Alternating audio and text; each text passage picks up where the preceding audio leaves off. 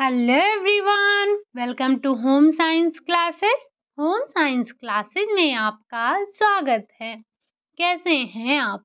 आशा करती हूँ अच्छे होंगे, खुश होंगे, मस्त होंगे और पढ़ाई कर रहे होंगे। आपको पता है कि हम बात कर रहे हैं होम मैनेजमेंट की। होम मैनेजमेंट में अभी तक आपने क्या देखा? तो होम मैनेजमेंट की जो हमारी क्लास हुई है, उसमें हमने सबसे पहले होम मैनेजमेंट के अर्थ को समझा। हमने कुछ परिभाषाएँ देखी जो कि हमारे लिए बहुत ही इम्पोर्टेंट थी। साथ ही साथ हमने गृह प्रबंधन की जो हमारी प्रक्रिया होती है, हमने उसके बारे में समझा, जिसमें आपका आयोजन, संगठन, नियंत्रण और मूल्यांकन आ रहा था। फिर हमने देखा कि गृह व्यवस्था के कुछ निर्धारक तत्व थे जो कि मूल्य, लक्ष्य और स्तर होते हैं। हमने इनके बारे में समझा और जो हमारी कल और परसों की क्लास हुई थी, उसमें हमने डिसीजन मेकिंग के बारे में समझा, यानी कि निर्णय क्रिया क्या है, हमने इसके बारे में समझा, इसके अर्थ को समझा, प्रकार को समझा कि निर्णय के कौन-कौन से प्रकार होते हैं, निर्णय को प्रभावित करने वाले कारक कौन-कौन से होते हैं। तो जब आपने निर्णय के प्रकार देखे थे, तो उसी में आपने देखा था कुछ सचेत निर्णय होते हैं, नैतिक निर्णय होते हैं, छोटे निर्णय होते हैं, बड़े निर्णय होते हैं, अल्पकालीन निर्णय होते हैं, दीर्घकालीन निर्णय होते हैं, नियोजित निर्णय होते हैं, अनियोजित निर्णय भी होते हैं। इसी में आपने देखा था एक निर्णयहीन निर्णय होता है। आपने कार्यक्रम वाले निर्णय देखे थे और एक आपने अकार्यक्रमिक निर्णय देखा था। आपने सामूहिक निर्णय के बारे में बात किया था और आपने व्यक्तिगत निर्णय के बारे में बात किया था। तो जब हमने सामूहिक निर्णय की बात की थी, तो वहाँ पर हमने एक बिंदु समझा था कि अगर हम सामूहिक निर्णय ले रहे हैं, तो ऐसे में द्वंद्व की संभावना बढ़ जाती है। अब इसी द्वंद्व को सुलझाने के लिए या इसी मतभेद को दूर करने के लिए फॉलेट महोदय ने कुछ नियम बताए थे या फॉलेट महोदय ने कुछ सुझाव दिए थे कि हम किस तरह से द्वंद्वों को समाप्त कर सकते हैं, जिसमें आपने देखा था कि एक समूह की जीत ऐसा एक समझौता हो सकता है या इस तरह से आप एक मतभेद को दूर कर सकते हैं। एक समूह का स्वैच्छिक या ऐच्छिक समर्पण कर देना या फिर समझौता कर लेना, एकीकरण कर लेना या अपने ही विचारों में परिवर्तन कर लेना, विभिन्नताओं को स्वीकार करना। कुछ इस तरह से उन्होंने मतभेद को दूर करने के स्तर बताए थे। तो इन सारी चीज़ों को कल हमने समझा था और इसी में लास्ट में हमने देखा था कि एक प्रबंधक जो होता है उसके अंदर निर्णय लेने के लिए कौन-कौन से गुण होने चाहिए। ये इतना तो हमने अभी तक देखा, जो हमने अभी तक की कक्षाओं में देखा, क्योंकि कल हमारा एक खंड समाप्त हो गया। आज हम दूसरे खंड की तरफ बढ़ रहे हैं, जिसमें हम देखने वाले हैं उपलब्ध संसाधनों के बारे में। जो हमारे पास संसाधन हैं, हम उनका कैसे उपयोग कर सकते हैं, क्या महत्व है उनकी, इसी में हम देखने वाले हैं बचत के बारे में, यानी कि बचत क्या है, बचत के साधन क्या है, बचत क्यों करना चाहिए, बचत हम किस प्रकार से कर सकते हैं, क्यों इसकी आवश्यकता है। इन सभी के बारे में हम इस खंड में धीरे-धीरे समझने वाले हैं। आज सबसे पहले हम देखेंगे अपने संसाधनों के बारे में, समझेंगे कि साधन क्या है, रिसोर्सेस हमारे पास क्या हैं, कौन-कौन से हैं। तो व्यवस्थापन की परिभाषा में साधनों का एक बहुत ही इम्पोर्टेंट रोल होता है। इसमें हमें क्या देखना है? उपलब्ध साधनों के प्रयोग द्वारा ही कोई व्यक्ति या फिर परिवार अपने निर्धारित लक्ष्यों की प्राप्ति कर सकता है। अगर किसी भी परिवार के पास कोई संसाधन नहीं है, तो वो अपने लक्ष्यों की प्राप्ति कैसे करेगा? तो जो आपके पास उपलब्ध संसाधन हैं, उनके प्रयोग के द्वारा ही कोई भी व्यक्ति अपने परिवार में जो निर्धारित लक्ष्य किए गए हैं, उनकी प्राप्ति करता है। इस प्रकार व्यवस्था का एक महत्वपूर्ण चरण है कि साधनों का संगठन करना और उसे गतिशील बनाना। और ये चरण जो होता है, ये गृहिणी को क्रिया करने और बनाई गई योजना को पूरा करने में भी आपका सहायता करता है। अगर इसे हम और सरल शब्दों में समझें, तो तत्व हो गया, व्यक्ति हो गए, वस्तु हो गए और संस्था। ये सभी मिलकर उद्देश्य तक पहुँचने में मदद करते हैं आपकी, और यही आपके संसाधन कहलाते हैं। जो भी तत्व, जो भी व्यक्ति, जो भी वस्तु, जो भी संस्था आपकी आपके उद्देश्यों में पहुँचने के लिए मदद करते हैं, वही आपके संसाधन कहलाते हैं। ठीक? तो संसाधन ऐसे कोई एक वस्तु नहीं है, कोई एक व्यक्ति नहीं है, एक कोई सामान नहीं है, एक कोई संस्था नहीं है। जब आप इन सभी के साथ मिलकर इनकी मदद से अपने उद्देश्यों तक पहुँचते हैं, तो ये सारी चीज़ें आपके संसाधन कहलाती हैं। अब संसाधन के रूप में चाहे आप किसी तत्व का उपयोग कर रहे हों, चाहे आप किसी व्यक्ति का उपयोग कर रहे हों, चाहे आप किसी वस्तु का उपयोग कर रहे हों, चाहे आप किसी संस्था की मदद ले रहे हों। जब ये सारे लोग मिलकर आपके उद्देश्यों तक आपको पहुँचाने में आपकी मदद करते हैं, तब यही आपके संसाधन कहलाते हैं। जैसे हमारा ज्ञान क्या है? हमारा संसाधन है। आपके दिखाए गए मार्ग पर, यानी कि आपके ज्ञान के अनुसार हम कहीं पर चल रहे हैं, अपने उद्देश्य तक पहुँच रहे हैं, तो आप भी हमारे लिए संसाधन हैं। जैसे हम करते क्या हैं, अगर हमें कहीं स्थान पर पहुँचना है, अपने उद्देश्य, जैसे आपको अपने घर से कॉलेज पहुँचना है, तो उसके लिए आपका उद्देश्य क्या है? आपका उद्देश्य है कॉलेज पहुँचना। लेकिन अब उसके लिए अगर आपने किसी व्यक्ति से लिफ्ट ले लिया, आपका संसाधन हो गया। किसी बस पे आप बैठ गए, आपका संसाधन हो गया। या आप जैसे भी अपने स्कूल में पहुँच रहे हैं या कॉलेज में पहुँच रहे हैं, तो वो चीज़ें आपको आपके लक्ष्य में पहुँचाने में मदद कर रही हैं, इसका मतलब वो आपके लिए रिसोर्सेज़ हैं। तो संसाधन कुछ भी हो सकते हैं, ठीक? आई होप कि आपको यहाँ पर संसाधन का अर्थ तो समझ में आया ही होगा। अब अगर थोड़ा-सा इसी में हम आगे बढ़ें, अगर हम संसाधनों का वर्गीकरण करें, अब देखिए, आपके बुक में संसाधन के वर्गीकरण कई आधार पर किए गए हैं।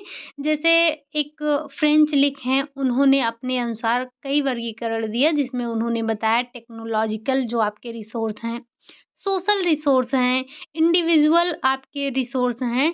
तो इन्होंने अलग-अलग बताया, जैसे जो तकनीकी आपके साधन हैं, ऐसे साधन जिसमें ऐसी वस्तुओं को सम्मिलित किया जाता है जिनसे आप कार्य करवाते हैं। तो ये आपके तकनीकी कहलाते हैं। सोशल जो आपके सामाजिक हैं, यानी कि व्यवस्थापक के अतिरिक्त व्यक्तियों या फिर वस्तुओं में कार्य करने के लिए साधन का उपयोग आप कर लेते हैं। जैसे रेस्टोरेंट हो गया आपका, चर्च हो गया, ये आपके सोशल हैं।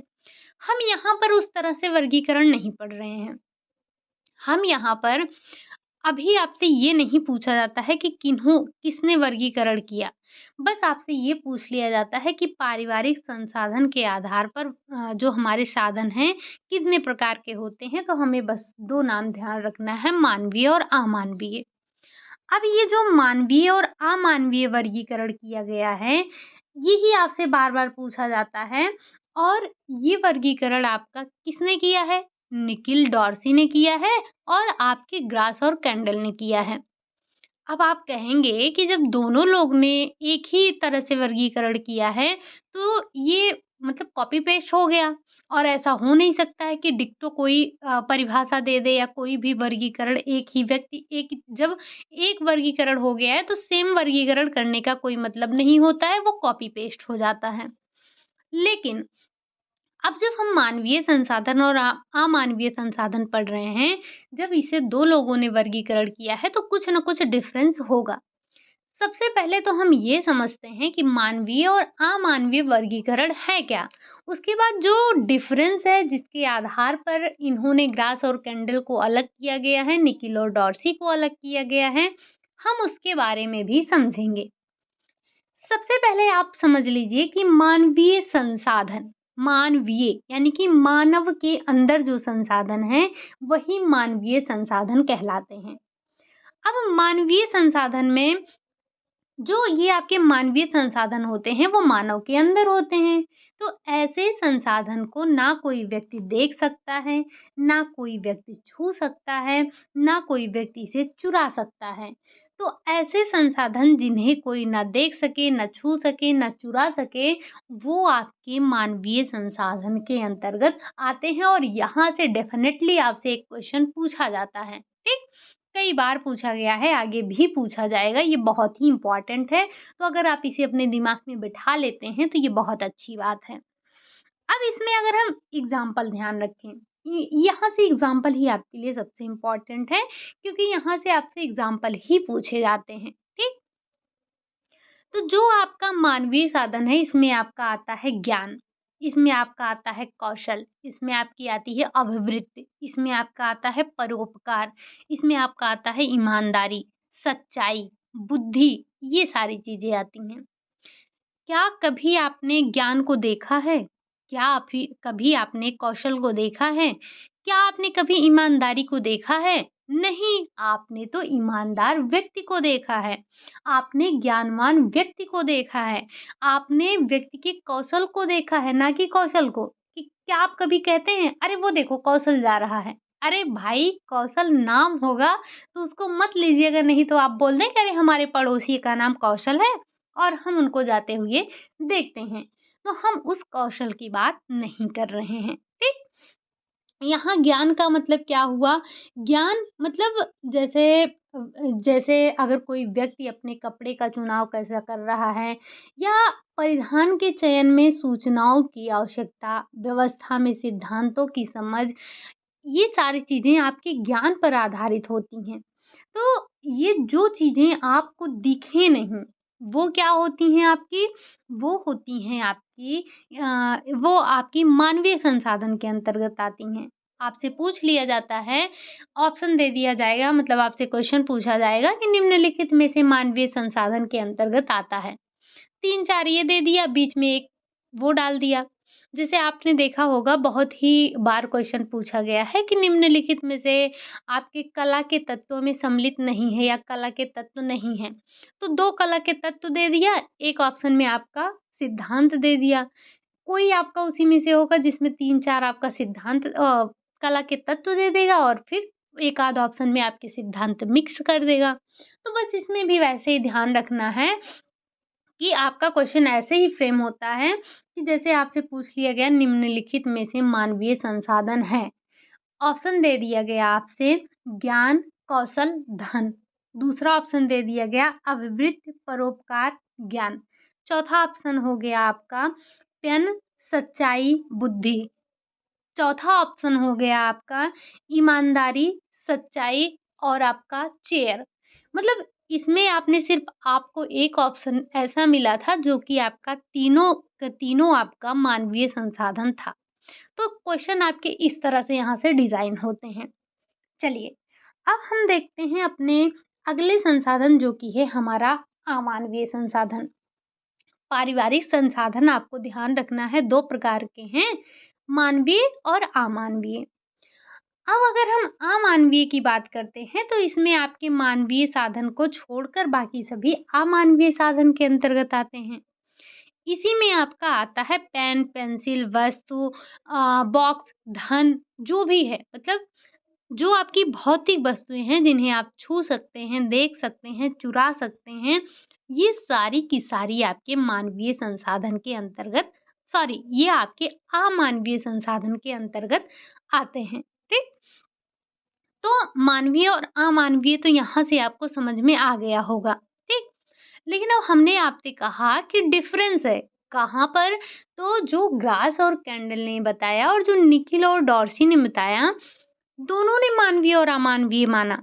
लेकिन डिफरेंस यहाँ आ गया कि एक ने बोला कि जो आपका समय और शक्ति है, वो मानवीय है और दूसरे ने बोला कि ये अमानवीय है। अब किसने मानवीय कहा और किसने अमानवीय कहा, ये जानना हमारे लिए इम्पोर्टेंट है। ग्रास व कैंडल तथा निकिल और डॉर्सी ने साधन को मानवीय और अमानवीय तो बता दिया, परंतु इन दोनों में समय का अंतर आपको देखने को मिलता है। जैसे आपके जो ग्रास और कैंडल हैं, इन्होंने समय को मानवीय बताया। इन्होंने क्या बोला कि जो हमारा टाइम है, वो क्या है हमारा, वो ह्यूमन रिसोर्स है। लेकिन वहीं निकिल और डॉर्सी ने बताया नहीं, ये नॉन ह्यूमन रिसोर्स है। इन्होंने बताया कि जो हमारा ये आपके जो निखिल और डॉर्सी हैं, इन्होंने बताया कि जो आपके मानवीय संसाधन हैं, उनमें परिवार के सदस्यों की योग्यताएँ, कौशल जिसमें जन्म और अर्जित दोनों ही सम्मिलित होते हैं, इसमें अभिवृत्तियाँ हैं, ज्ञान है, शक्ति है। इसको इन्होंने भी मानवीय ही बताया।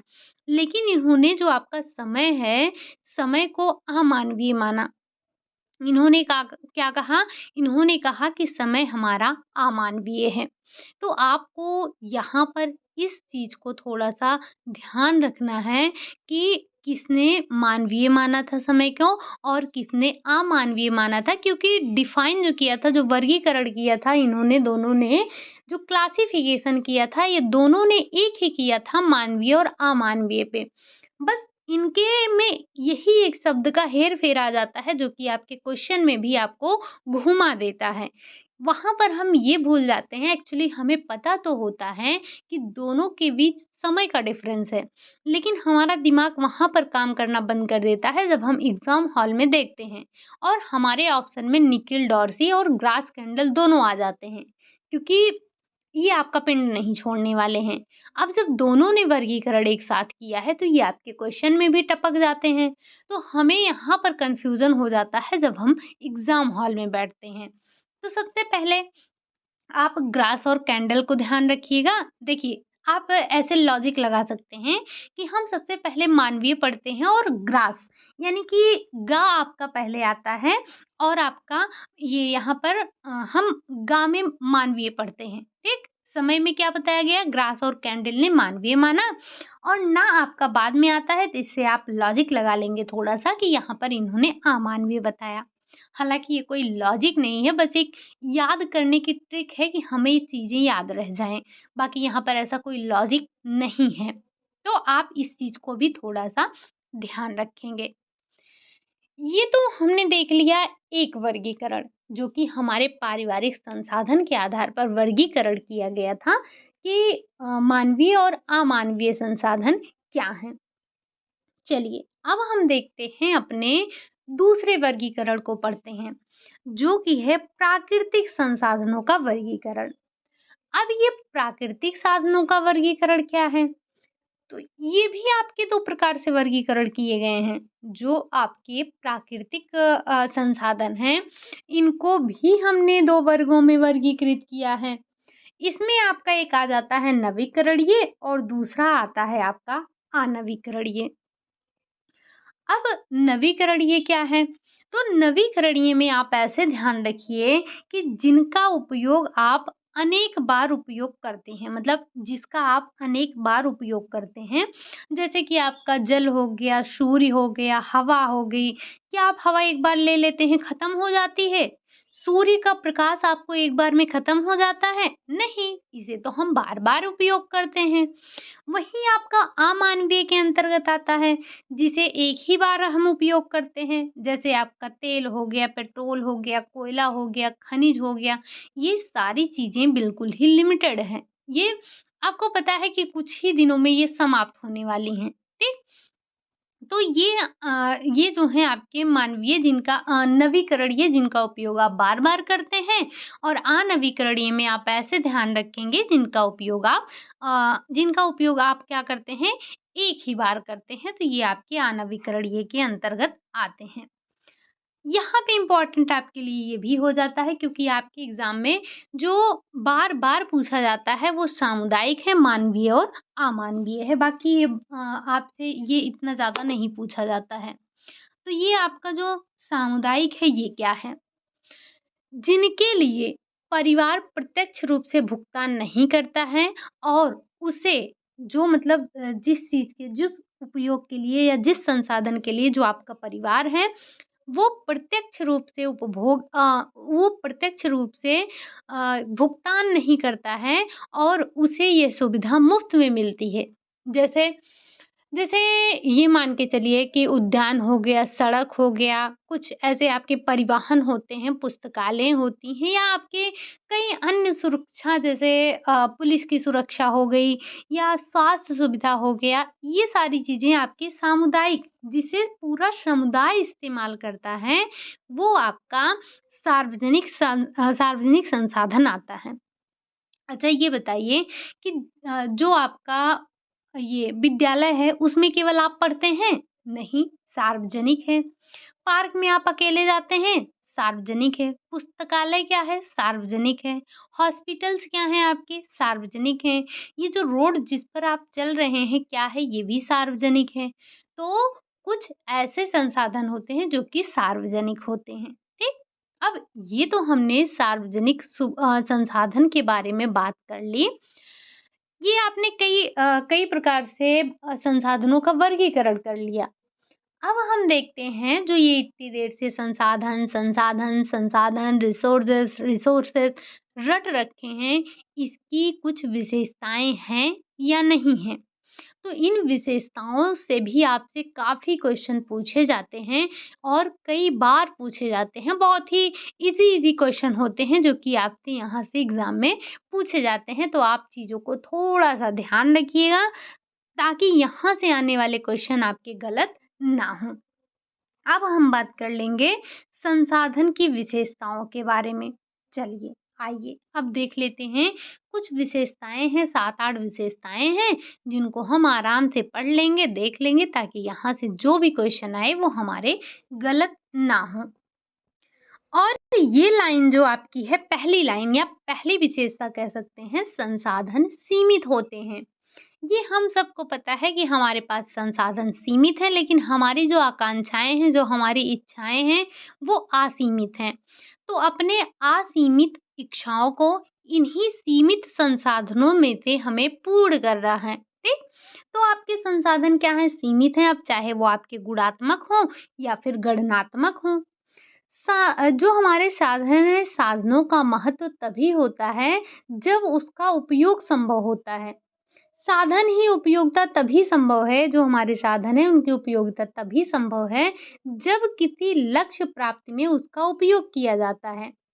कई पदार्थ अगर नए होते हैं तो उनका उपयोग करके देखा जाता है।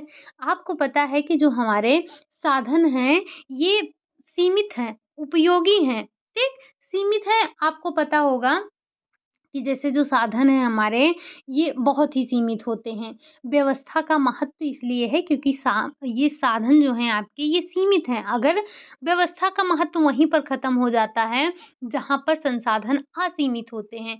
जैसे जैसे जिस घर में पैसा बहुत है, उस घर के बच्चे जो हैं वो पैसे के लिए मेहनत नहीं करेंगे।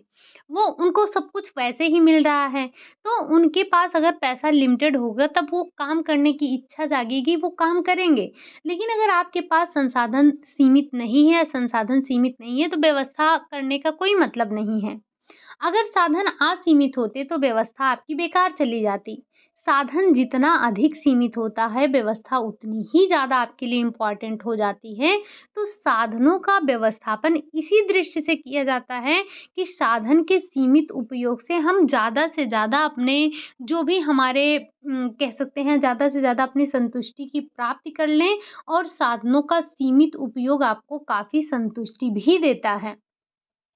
साधनों की ये सीमितता भी आपकी 2 ही प्रकार की है, जैसे कि आपने पहले ही देखा या क्या गुणात्मक और क्या है आपका अगला? अगला है आपका गणनात्मक।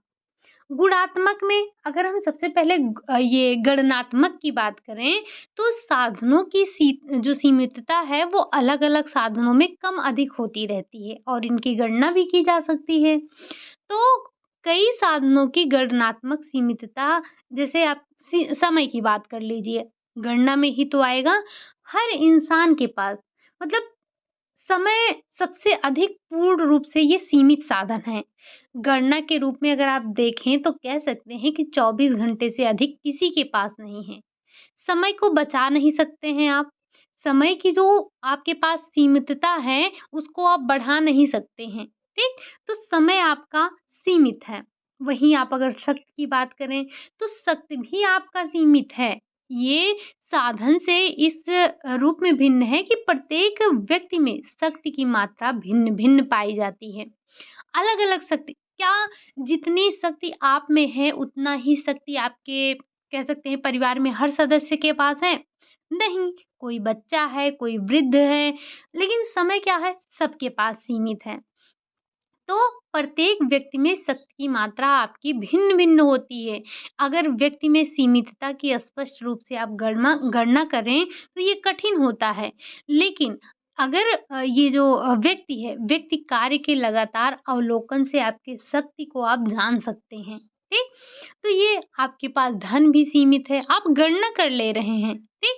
वहीं आपके जो परिवार के सदस्यों में कितनी योग्यता है, इस चीज़ की भी आप गणना कर ले रहे हैं। लेकिन अगर हम गुणात्मक सीमितता की बात करें, ये आपका गुणात्मक सीमितता की बात करें, तो यद्यपि जो गुणा या गणनात्मक आपकी सीमितता है स्पष्ट होती है, लेकिन कुछ साधनों में गुण में भी भिन्नता और ये सीमितता आपको देखने को मिलती है। इसी प्रकार गुणात्मक सीमितता विशेष रूप से भौतिक वस्तुओं के क्षेत्र में पाई जाती है। अच्छा, अगर आप उदाहरण से इसे समझिए, तो एक परिवार ऐसी जो साज सज्जा की सामग्री खरीदता है जो मजबूत और सौंदर्य की दृष्टि से भी आपको संतोष देता है, जबकि दूसरे परिवार ने के पास जो सजावट या सज्जा का सामान है, वो गुणों का उसमें अभाव है। देखने में भले ही सुंदर है, लेकिन उसकी गुणात्मकता में आपको कमी देखने को मिलती है। तो विभिन्न जो समुदाय हैं, तुलनात्मक रूप से उनको मिलने वाली सुविधाओं को देख सकते हैं। किसी एक समुदाय में ये जो अधिक सुविधा प्राप्त होती है, किसी एक समुदाय में बहुत ही कम मिलती है। तो गुणात्मक सीमितताओं को आसानी से आप नाप नहीं सकते हैं, केवल आप उन चीज़ों को जैसे फ़ील कर सकते हैं, अनुभव कर सकते हैं। दूसरी विशेषता अगर हम बात करें कि विकास कर सकते हैं, मतलब आपको पता है कि विकसित कर सकते हैं, साधन को हम विकसित कर सकते हैं, क्योंकि आवश्यकता ही आविष्कार की जननी है। ये हम सभी जानते हैं कि जब आपको आवश्यकता होती है तभी चीज़ों का निर्माण होता है। तो आप साधनों को विकसित कर सकते हैं। क्या जितना साधन अभी आपके पास है, उतना आज के 50 साल पहले था? 50 साल छोड़ दीजिए, आप 15 साल पीछे चले जाइए, क्या जितना संसाधन आपके पास अभी है, इतना संसाधन 15 साल पहले था? नहीं था। क्योंकि जैसे-जैसे हमारी आवश्यकताएँ बढ़ती हैं, वैसे-वैसे चीज़ों का आविष्कार होता रहता है। तो आवश्यकता ही आविष्कार की जननी होती है, इस बात को हमें ध्यान रखना है और इस बात को हम नकार भी नहीं सकते हैं। अगला है आपका संसाधन उपयोगी होते हैं। जी हाँ, सभी संसाधन महत्व की दृष्टि से बहुत ही उपयोगी होते हैं, और जो संसाधन आपके उपयोग के नहीं होते हैं या जिनका उपयोग हम कर नहीं सकते हैं, वो संसाधन किसी काम के नहीं होते हैं। आपको पता है कि हमारे पृथ्वी पर जल कितना है? जल बहुत है, लेकिन पीने योग्य जल कितना है? क्या जितना जल हमारे समुद्रों में है, जल की कमी नहीं है, लेकिन वो हमारी उपयोगिता की दृष्टि से अच्छे नहीं हैं। हम उनका उपभोग नहीं कर सकते हैं। इसका मतलब जल भले ही हमारे पास असीमित हो, लेकिन उपयोगिता की दृष्टि से जल सीमित है। जल कहते नहीं हैं हम, जल बचाओ। जल क्यों बचाना है? कह दीजिए कि हमारे पास समुद्रों में इतना जल है, हम जल क्यों बचाएँ? तो क्या वो जो समुद्र का जल है, वो आपके उपयोग का है? क्या ये जो जल आपको जितने दिख रहे हैं, सारे जल आपके उपयोग के हैं? नहीं, फिर वो किस काम के हैं? तो जो हम जल ग्रहण करते हैं, जो जिन जलों का हम उपयोग करते हैं, वो बिल्कुल सीमित है, इसीलिए तो हम जल बचाओ करते हैं कि जल बचाना है। अच्छा चलिए, जल बचाने से याद आया, एक बार कमेंट करके बताइए कि हम जल दिवस कब मनाते हैं? ठीक? कमेंट में आप मुझे कम से कम 15-20 कमेंट चाहिए कि जल दिवस कब मनाया जाता है, ठीक? अगर कमेंट नहीं आया तो समझ लेना आज रात में मैं आऊँगी और सबको मारूँगी, ठीक? तो आप सभी मुझे बताएँगे कि वैसे मैं भूत बन के आने वाली हूँ। आप सभी मुझे बताएँगे कि ये जल दिवस कब मनाया जाता है। बड़ा ही इम्पोर्टेंट डेज़ है, जैसे जल दिवस, विविधता दिवस, आपका हो गया पोलियो दिवस, लीवर दिवस, आपका हो गया उपभोक्ता दिवस, ओज़ोन दिवस, मतलब बहुत ही इम्पोर्टेंट इम्पोर्टेंट डेज़ हैं जिनको आपको ध्यान रखना है। तो एक बार आप मुझे ये बताएँगे।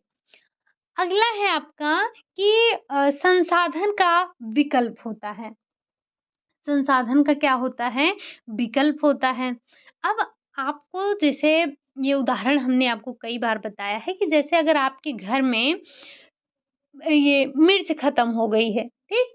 आपके घर में मिर्च नहीं है, तो आप क्या करेंगे? सब्ज़ी में मिर्च नहीं डालेंगे? डालेंगे ना? आपके पास देखेंगे फ्रिज में चिली सॉस रखा होगा, आप डाल देंगे। आपके पास मान लेते हैं अदरक खत्म है, तो अदरक का पेस्ट होगा फ्रिज में, हम उसको डाल देंगे। मतलब हमारे पास संसाधनों की कमी नहीं है, बस हमें अपने संसाधनों का ज्ञान होना चाहिए।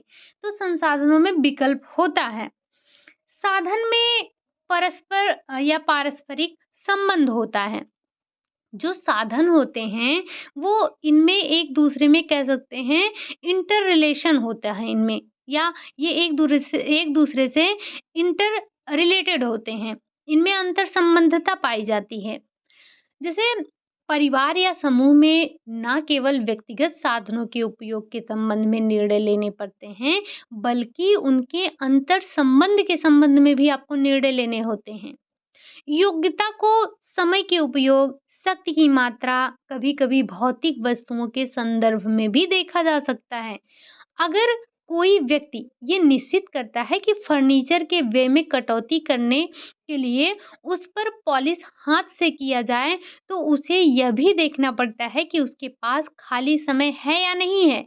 अगर उसके पास खाली समय नहीं है, तो वो पॉलिश कैसे करेगा? पैसा तो बचाने की उसने सोच ली, लेकिन अब उसको ये भी देखना है कि हाँ, मेरे पास समय है या नहीं है। जैसे अभी दिवाली गई, ठीक?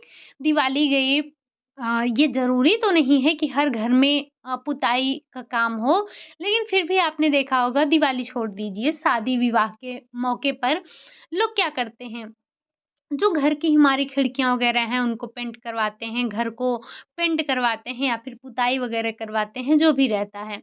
तो किसी व्यक्ति ने ये सोचा कि चलो हम घर की पुताई तो करवा दे रहे हैं, लेकिन जो हमारे खिड़कियों पर पेंट लगाना है, उसको हम खुद से कर लेंगे। अब उसने ये तो कह दिया कि हम खुद से कर लेंगे, पैसा अपना बच जाएगा, लेबर को नहीं देना पड़ेगा। लेकिन क्या उसके पास समय है? समय है कि वो ऐसा ना हो कि वो दिन भर दुकान पर अपना कार्य करे या जहाँ भी उसको कार्य करना है, फिर रात में आकर उसको सोने का भी समय ना मिले। तो ये जो आपके साधन हैं, इन सब में अंतर संबंध होता है। अगला है उचित उपयोग से जीवन स्तर ऊँचा उठता है।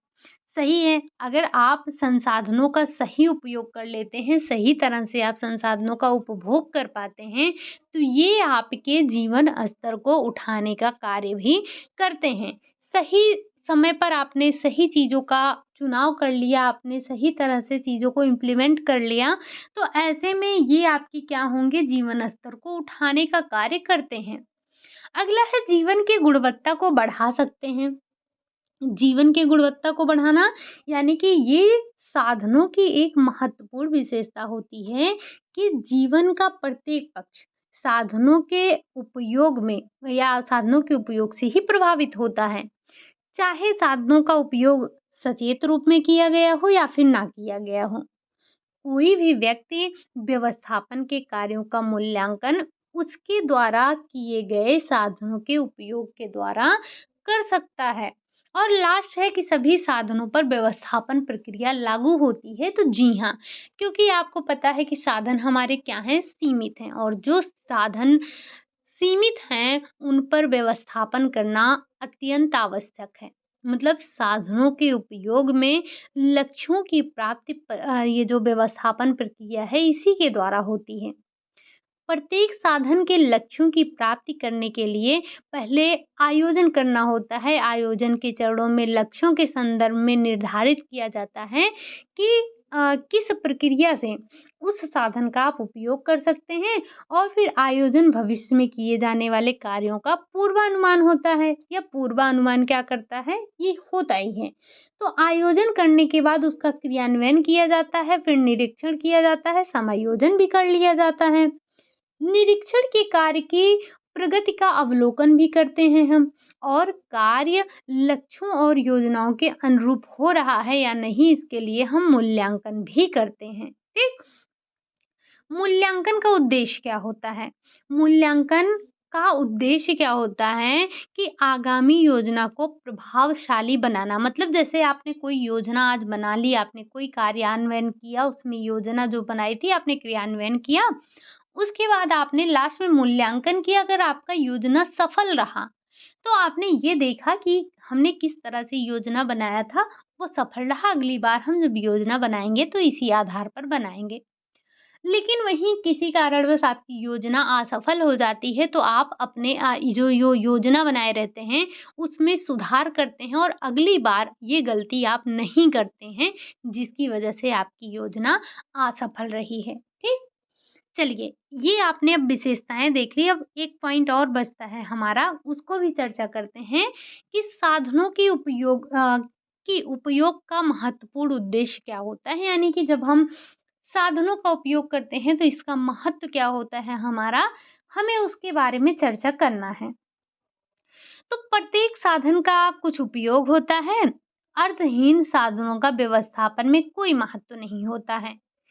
साधनों का उपयोग परिवार या फिर समूह द्वारा किसी उद्देश्य को प्राप्त करने के लिए किया जाता है।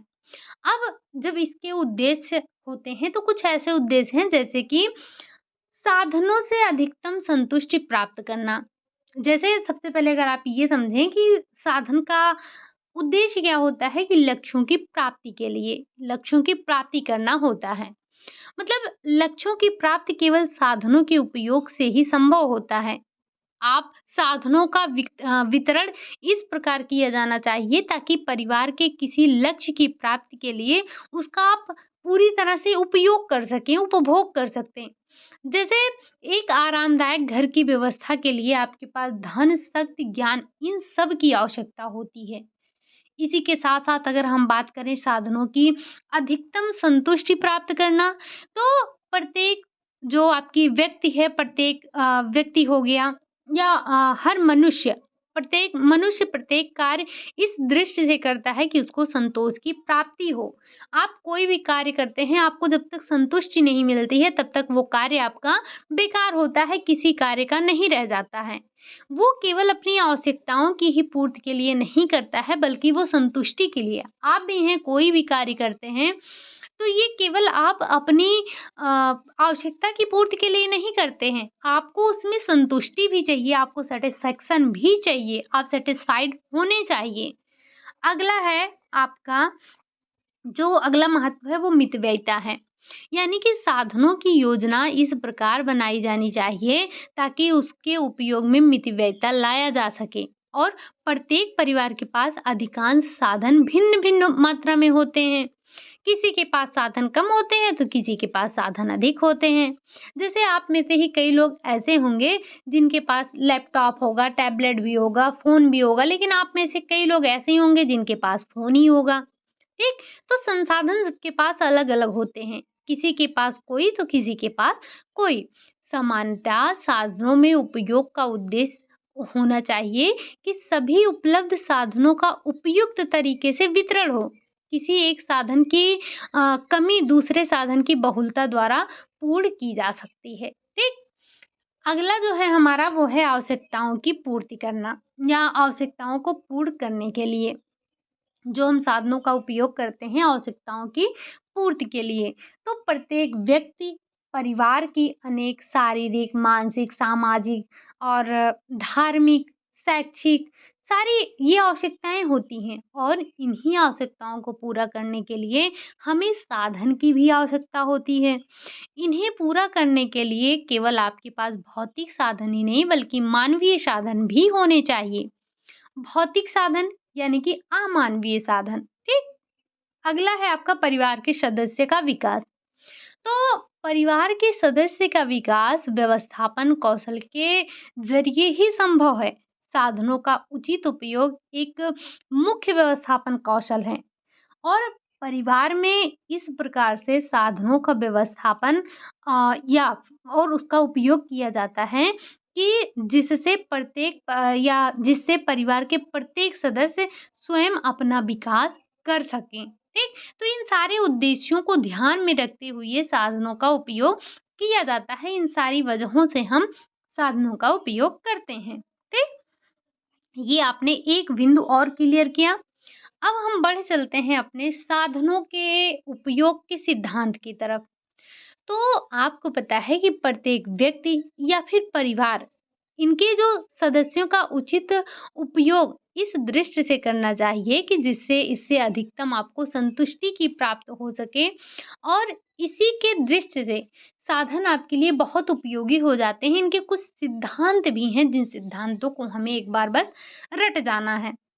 मतलब सिद्धांत का मतलब हम यहाँ ऐसे ले सकते हैं कि जो हमारे संसाधन हैं हम उनका किस तरह से उपयोग कर सकते हैं। एक क्रमवार हम इन्हें थोड़ा-सा ध्यान रखेंगे कि सबसे पहले अगर हमें संसाधनों का उपयोग करना है तो हमें इसके लिए क्या करना चाहिए। ये हमारा लास्ट पॉइंट होगा, थोड़ा ही है, ज़्यादा परेशान होने की आवश्यकता नहीं है, घबराइएगा मत।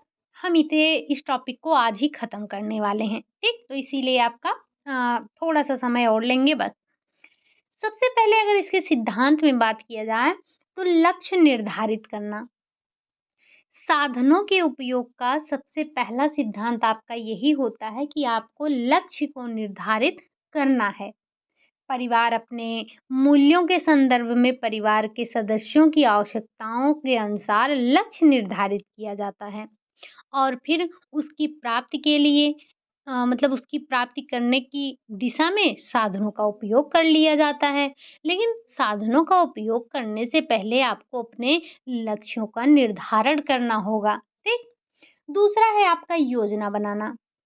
लक्ष्य जब आपने निर्धारित कर लिया, तो लक्ष्य निर्धारित करने के बाद उसे प्राप्त करने के लिए आपको योजना बनाना पड़ेगा।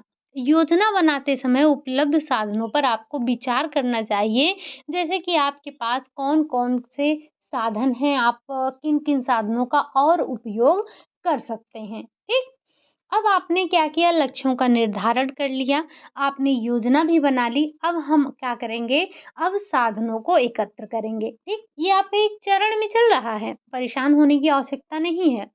जब हम साधनों को एकत्र करेंगे यानी कि योजना बनाने के बाद योजना के अनुरूप हम साधनों को एकत्र करते हैं, और ना केवल भौतिक साधन बल्कि जो मानवीय साधन हैं उनको भी एकत्र करने का हम कार्य करते हैं।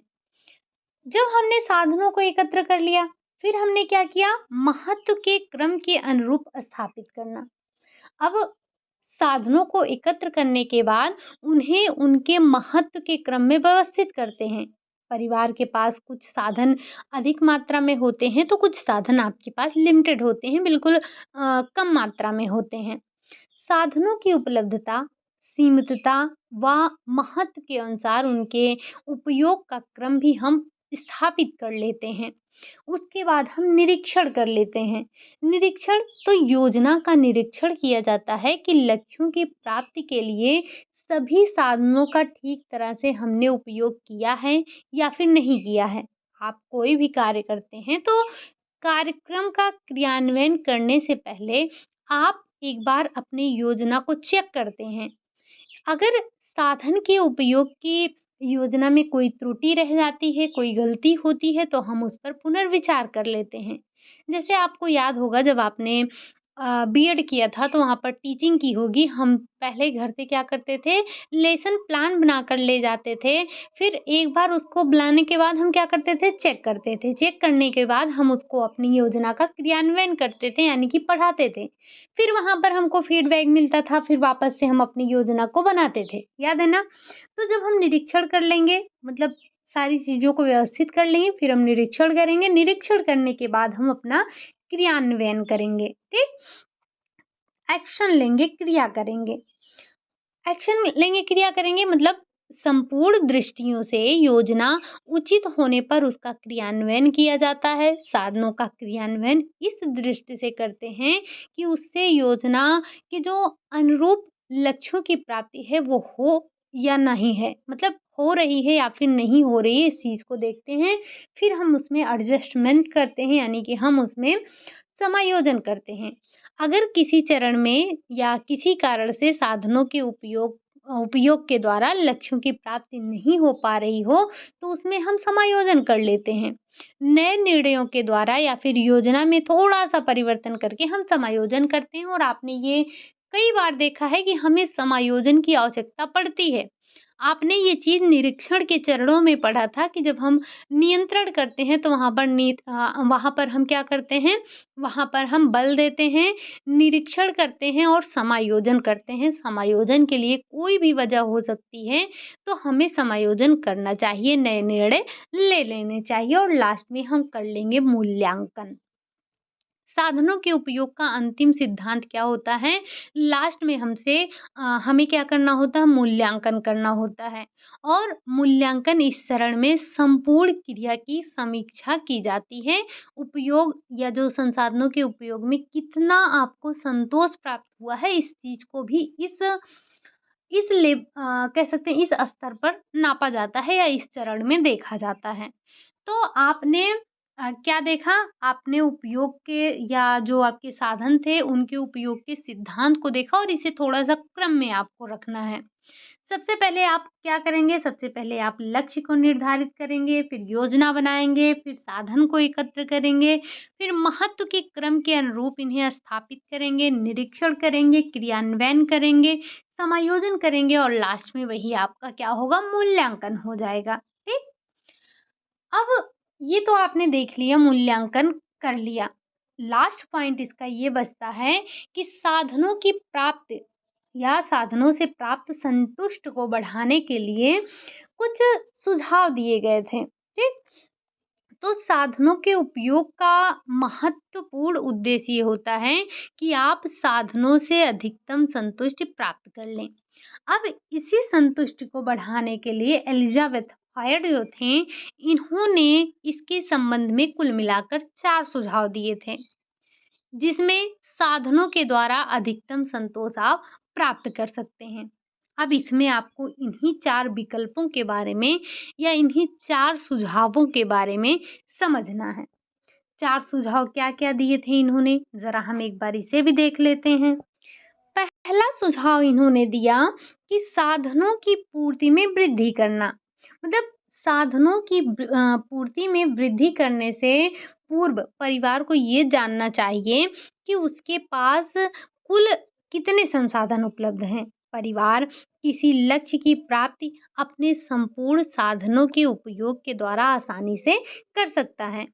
लेकिन क्या होता है, कई बार ये दुर्भाग्य रहता है कि परिवार को उनमें से कुछ कुछ की जानकारी नहीं होती है। जैसे अगर किसी गृहिणी के पास शक्ति सीमित मात्रा में है, तो परिवार के सभी सदस्य अपनी सहायता के द्वारा उस गृहिणी की मदद कर सकते हैं। पति गृह कार्यों के लिए शक्ति बचत के उपकरण ला सकता है और बच्चे जो है गृह कार्यों में सहायता कर सकते हैं। गृहिणी की अपनी योजना इस प्रकार हो सकती है कि कार्य को सरल रूप में कर सके या फिर हर कार्य सरलीकरण की दृष्टि से कर सकते हैं। तो साधनों की कुल पूर्ति उपयोग के साथ-साथ पूर्ति की जा सकती है, आप पूर्ति में वृद्धि करती है। जैसे धन या ज्ञान, ये ऐसे साधन हैं जिनकी पूर्ति में वृद्धि संभव है। किसी इच्छित लक्ष्य की प्राप्ति के लिए उपलब्ध साधनों में वृद्धि करने से अभिवृत्तियों में भी परिवर्तन आते हैं और शक्ति की पूर्ति में वृद्धि करना काफी कठिन हो जाता है। दूसरा इन्होंने बताया वैकल्पिक जो उपयोग हैं, उपयोगों का ज्ञान। मतलब साधनों के उपयोग के संबंध में वैकल्पिक उपयोग की चर्चा करने से पहले ये प्रश्न आता है कि व्यक्ति वैकल्पिक चुनाव के बारे में कितना जानता है? साधनों के वैकल्पिक उपयोग के बारे में क्या क्या जानता है वो? अगर हम बात करें तो इस इन्होंने 2 बातों की चर्चा की, एक दिए हुए साधन का वैकल्पिक उपयोग और दूसरा इन्होंने बताया दिए हुए लक्ष्य की प्राप्ति के लिए वैकल्पिक साधन का उपयोग। तो इन्होंने बताया कि जो पहली दृष्टि से अगर हम धन धन साधन का उदाहरण लें तो व्यक्ति अपनी आवश्यकता पूरा करने के लिए धन को कई उपयोगी में ला सकता है। वो धन का उपयोग यात्रा के लिए, वस्त्र के लिए, धार्मिक कार्य के लिए या फिर रुचि कार्य के लिए, अपने रुचिकर कार्यों के लिए कर सकता है। और एक बार किसी विशिष्ट विकल्प को निर्धारित करने के बाद वो साधन अन्य चुनाव के लिए भी उपलब्ध नहीं करता है। तो समय को अगर पढ़ने के लिए उपयोग किया जाए तो उसी समय में बैडमिंटन नहीं खेल सकते हैं। मतलब आपने यहाँ पर बँटवारा कर दिया कि आप एक समय में, जैसे आपने अभी देखा कि आप यहाँ पढ़ रही हैं, नोटबुक लेकर बैठी हैं, तो क्या आप इसी समय खाना भी बना सकती हैं? नहीं। इन्होंने कहा कि वैकल्पिक उपयोगों का ज्ञान होना ही चाहिए। जैसे जैसे अगर हम साधनों के प्रतिस्थापक उपयोग की बात करें, तो आप क्या कर सकते हैं, साधन को बचा सकते हैं और आप उसका कोई और संतोषप्रद उपयोग भी कर सकते हैं। जैसे एक परिवार के पास अगर पर्याप्त धन नहीं है और वो तैयार पोशाकें खरीद सकता है, यानी कि एक परिवार के पास पर्याप्त धन है और तैयार पोशाक खरीद सकता है, लेकिन अगर गृहिणी के पास वस्त्र तैयार करने के लिए पर्याप्त समय और योग्यता है, तो वो सिलाई करके आनंद भी प्राप्त कर सकती है और ऐसे में वो अपने घर पर ही कपड़ों को तैयार कर सकती है और अपने पैसे भी बचा सकती हैं। इसी में आपका आ जाता है जैसे गृह-वाटिका जो बनाया जाता है, वो भी यहाँ पर क्या करता है, एक वैकल्पिक उपयोग की तरह आपका काम करता है। दूसरा है उपयोग में वृद्धि करना, मतलब साधनों के उपयोग में वृद्धि करना, मतलब ना केवल साधन, ये सामान्य साधन जैसे कि धन के वैकल्पिक उपयोग होते हैं, बल्कि कुछ विशिष्ट वस्तुओं के संभावित उपयोग भी होते हैं।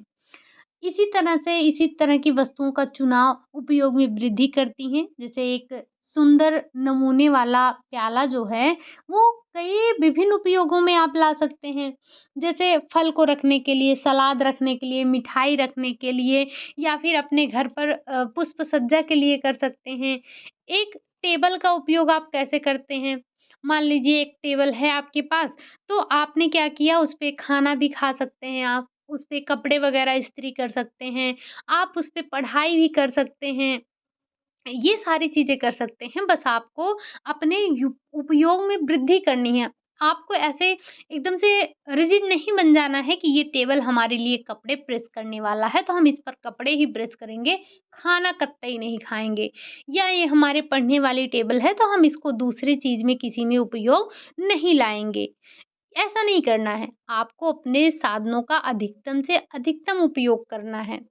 जैसे मान लेते हैं कि हमारे घरों पर कोई ऐसे डिब्बे आते हैं, ठीक? मान लीजिए आपके घर पे ये 5 लीटर वाला तेल का डिब्बा आया, या हम मान लेते हैं वो टिन वाला, जो 15 लीटर का टिन वाला डिब्बा आता है। अब आप उस टिन के डिब्बे को और भी तो उपयोग कर सकते हैं, साज-सज्जा में कर सकते हैं या बैठका वगैरह बना सकते हैं। आपको पता है ये जो 5 लीटर वाले तेल के डिब्बे आते हैं, जो कुछ इस तरह के होते हैं। अरे! इसमें ऐसे हत्था बना होता है, ऐसे होता नहीं है। ड्राइंग बहुत ही गंदी है। तो जो ये आपका कुछ इस तरह का डिब्बा आता है और ये ऐसे हत्था लगा होता है कुछ, उसका उपयोग आप कैसे कर सकते हैं? एक तो तेल आपका खत्म हो गया, उसमें आप कोई सामान भर के रख सकते हैं या आप उसको कटिंग करके थोड़ा-सा उसमें पेंट वगैरह लगाकर थोड़ा-सा डेकोरेशन का कार्य कर सकते हैं, उसको फूलदान बना सकते हैं। तो मतलब हमें मल्टीपल उसका यूज़ करना आना चाहिए। चुनाव के मध्य संतुलन, मतलब साधनों के चुनाव के मध्य संतुलन स्थापित करना चाहिए। संतोषप्रद जीवन के लिए केवल साधनों का समान और विशिष्ट वितरण आवश्यक नहीं होता है, बल्कि उसमें संतुलन भी ज़रूरी होता है। जैसे जैसे एक मक्खन युक्त केक बनाने के लिए मैदा, शक्कर, नमक, बेकिंग पाउडर, अंडा, दूध, इन सभी चीज़ों की आवश्यकता होती है। अगर कोई व्यक्ति वसा की मात्रा में वृद्धि करता है, तो अधिक अच्छा केक पाता है, जबकि वसा की मात्रा अगर कम कर देता है, तो वस्तुओं के मध्य उसमें अच्छा संतुलन नहीं बनता है। वैसे ही हर चीज़ में, मतलब अगर कोई व्यक्ति बिल्कुल भी वसा नहीं डालता है, फैट बिल्कुल भी नहीं डालता है, तो वो मक्खन युक्त केक नहीं बना पाता है। तो वस्तुओं के मध्य संतुलन इच्छित उत्पादन के अनुसार या फिर जो हमारे पास उपलब्ध साधन हैं उनके अनुसार भिन्न-भिन्न हो सकता है। लेकिन किसी एक आवश्यक वस्तु या साधन की पूर्ण अनुपस्थिति से वो उत्पादन बिल्कुल भी मतलब कह सकते हैं असंतोषप्रद हो जाता है, ठीक? तो जैसे आप घर पे ही हैं कोई जैसे हम चाय की बात कर लेते हैं। चाय हम बना रहे हैं हमारे घर पे, अदरक नहीं है तो हम क्या कर सकते हैं, लौंग डाल सकते हैं, लौंग नहीं है इलायची डाल सकते हैं या उसमें हम थोड़ा-सा तेज पत्ता कूट कर डाल सकते हैं। तो ये सारे हमारे ऑप्शन हो जाते हैं। लेकिन आपके पास दूध भी नहीं है तो भी आप करेंगे क्या? काजू पीस के डाल देंगे। आपको पता है, जानते हैं डाल देंगे चाय बन जाएगी। लेकिन अगर आपके पास चीनी ही नहीं है, मीठे का कोई विकल्प ही नहीं है तो चाय आपकी बेकार हो गई ना। तो मतलब किसी चीज़ की एकदम से अनुपस्थिति ये अच्छी नहीं है, वो आपको संतोष नहीं देता है, ठीक? तो कुल मिलाकर ये आपने संसाधनों के बारे में पढ़ा, समझा और जाना। संसाधन कौन-कौन से हैं, कितने प्रकार के होते हैं, विशेषताएँ क्या हैं और यहाँ से काफ़ी क्वेश्चन पूछे जाते हैं। तो इनके सुझाव को थोड़ा-सा ध्यान रखिएगा। चरणों को जो हमने देखा उसको ध्यान रखिएगा। मानवीय, अमानवीय संसाधन साथ ही साथ जो आपके सार्वजनिक संसाधन हैं ये बड़े ही इम्पोर्टेंट हैं और आजकल तो नवीकरणीय, गैर नवीकरणीय भी पूछ लिया जाता है। तो ये सारी चीज़ें आपके लिए इम्पोर्टेंट हैं। उम्मीद है कि आप चीज़ों को नोट डाउन ज़रूर कर रहे होंगे, ठीक? अगर आपको क्लास अच्छी लगी हो तो लाइक करिएगा। संसाधन का टॉपिक जो है आपका वो आज समाप्त हुआ, यानी कि जो हमारे पास उपलब्ध संसाधन हैं उसका टॉपिक आज हमारा समाप्त हुआ। अब कल से हमें बात करनी है बचत के बारे में, क्योंकि बचत करना बहुत ज़रूरी है। तो कल से जो हमारा टॉपिक चलेगा वो चलेगा बचत। और आपको परेशान नहीं होना है क्योंकि बचत का टॉपिक हमारा कई दिनों तक चलने वाला है जिसमें हम बचत पर चर्चा करेंगे, बजट पर चर्चा करेंगे, बैंक पर चर्चा करेंगे। मतलब जो भी हमारे इन्वेस्टमेंट के ज़रिए हैं उन सभी के बारे में चर्चा करने वाले हैं। तो क्लास हमारी थोड़ी-सी ये लंबी होने वाली है, तो आपको परेशान नहीं होना है, बस आपको टाइम से आना है, समझना है, चीज़ों को नोट डाउन करना है और चले जाना है। ठीक? लाइक वाइक करना है तो कर देना, मन करेगा तो, अगर अच्छा लगेगा। आप लोग बड़े ही समझदार हैं, जिनको अच्छा लगता है वो लाइक कर देते हैं, जिनको नहीं अच्छा लगता है वो नहीं करते हैं, इसमें ज़बरदस्ती की क्या बात है ना? चलिए फिर आज के लिए यहीं पर रखते हैं, मिलते हैं नेक्स्ट क्लास में, तब तक के लिए आप सभी खुश रहिए, मस्त रहिए, पढ़ाई करते रहिए, रिवीज़न करते रहिए, ठीक? क्योंकि रिवीज़न करना, प्रैक्टिस करना बहुत ज़रूरी है। चलिए फिर मिलते हैं नेक्स्ट क्लास में, तब तक के लिए बाय बाय, टेक केयर।